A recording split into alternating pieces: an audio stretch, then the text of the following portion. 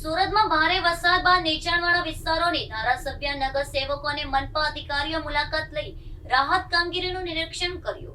સુરત શહેરમાં પડેલા ભારે વરસાદના કારણે અનેક નીચાણવાળા વિસ્તારોમાં વરસાદી પાણી ભરાઈ જતા જનજીવન પ્રભાવિત બન્યું હતું। પાણી ભરાવાની માહિતી મળતા સ્થાનિક ધારાસભ્ય નગર સેવકો તેમજ સુરત મહાનગરપાલિકાના અધિકારીઓ અને કર્મચારીઓ તાત્કાલિક અસરગ્રસ્ત વિસ્તારોની મુલાકાતે પહોંચ્યા હતા। તેમણે સ્થળ પર જઈ સ્થાનિક રહેવાસીઓ સાથે મુલાકાત કરી તેમની સમસ્યાઓ અને રજૂઆત સાંભળી હતી। પાણીના ઝડપી નિકાલ માટે મહાનગરપાલિકાની ટીમોને જરૂરી સૂચના આપવામાં આવી હતી।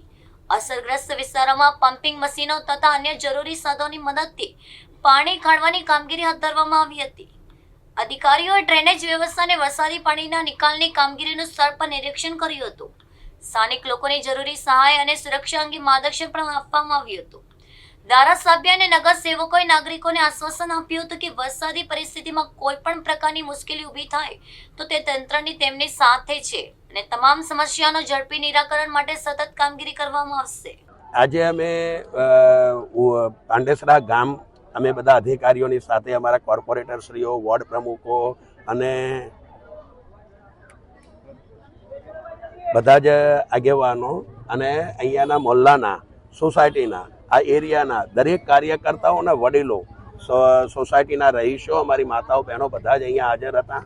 પાંડેસરા ગામથી શરૂઆત કરી છે તો આકાશ રો હાઉસ, પાંડેસરા ગામ, એની બાજુની સોસાયટીઓ જે રેસિડેન્ટ સોસાયટીઓ છે, આ બાજુ કૃષ્ણાનગર, આ બાજુ એના પછી ગધાનગર, પછી આ બાજુ નાગસેનનગર, એના પછીનું આહિરબાવ, આ બધી જ સોસાયટીઓની અંદર દોરો કરતા જોવા મળ્યો। અને ગઈકાલે અમે 3 દિવસથી સતત આ પાણીની અંદર ફરતા જ છીએ અને આ પાણી લગભગ 5 થી 6 ફૂટ અહીંયા આ ખાડી કિનારાના પાણી હતા।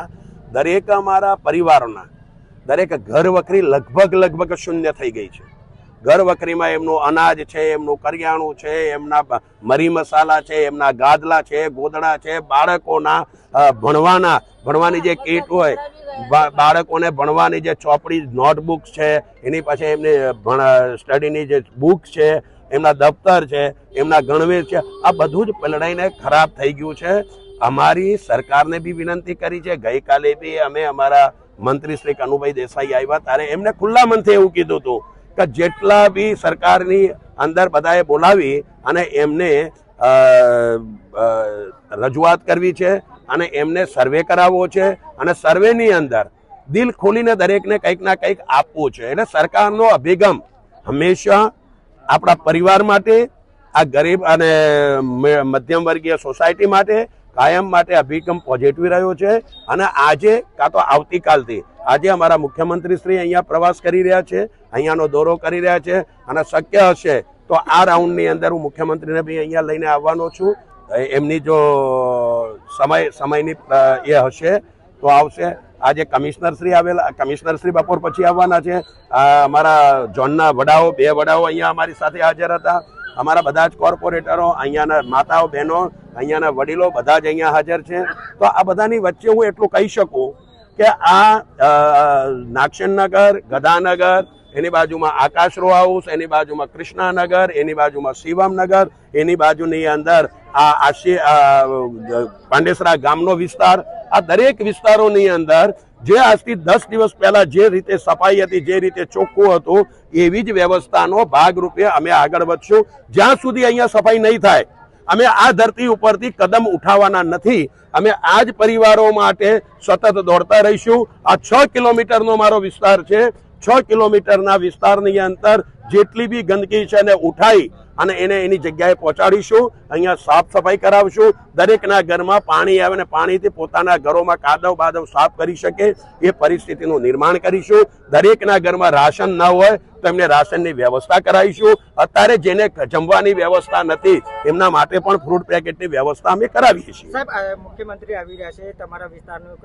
એમ રજૂઆત કરવામાં આવશે કે જ્યાં રાહત પેકેજ બાબતમાં લોકોને રાહત મળી શકે? અમારા વિસ્તાર માટેની જ આ બધી વાત કરી છે.